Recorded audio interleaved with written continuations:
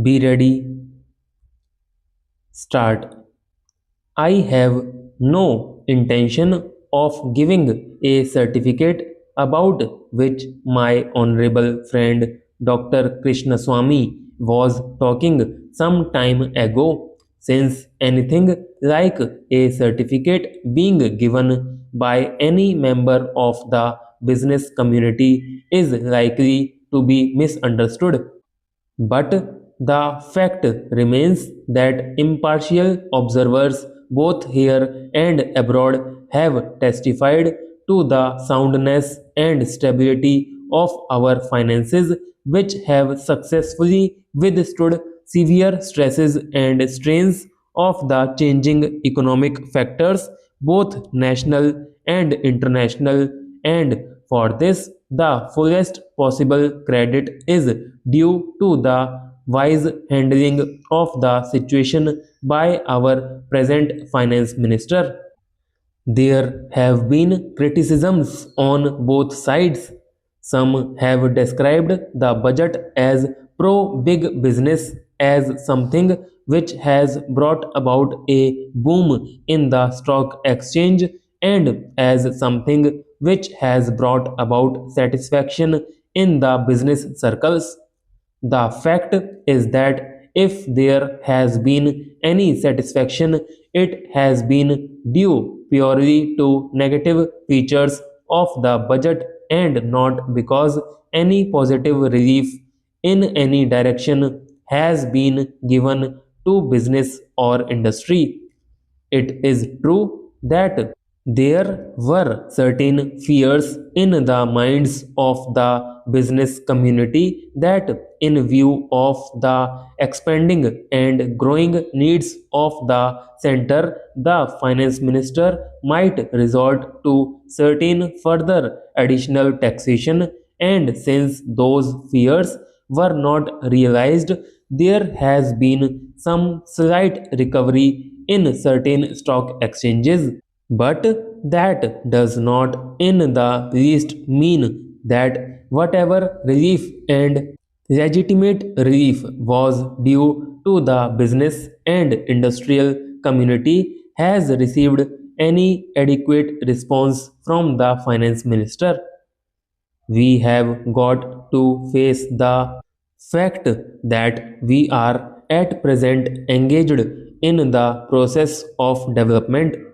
People who are talking about UK and USA conveniently forget that these are the most highly industrialized countries in the world, and our taxation system, so long as we are engaged in expanding and building our economy, must be adjusted and linked with the requirements of the expanding economy and should not be compared with the high taxation levels that may be prevalent in UK and USA. Friends have talked about unemployment, but whether the raising of the direct taxation levels will in any way mitigate unemployment is a question that should be considered. If the finance minister gives substantial relief in direct taxation, I think that might lead to an acceleration in the pace of development. So it has to be considered whether it is relief in taxation which will lead to a reduction of unemployment, or whether it is raising of taxation to the utmost levels which will dry up the resources and channels of capital formation, and thereby not only retard all further development but might also throw the functioning of present industries out of gear.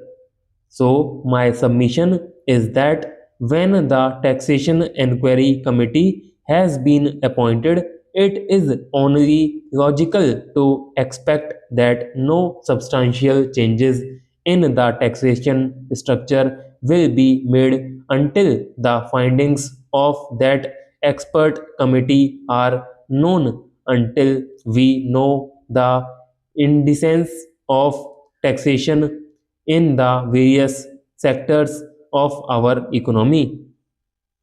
Now, coming to the question of deficit financing, I am afraid that my esteemed friend's attitude was somewhat different from the line of opinion in the business and industrial community.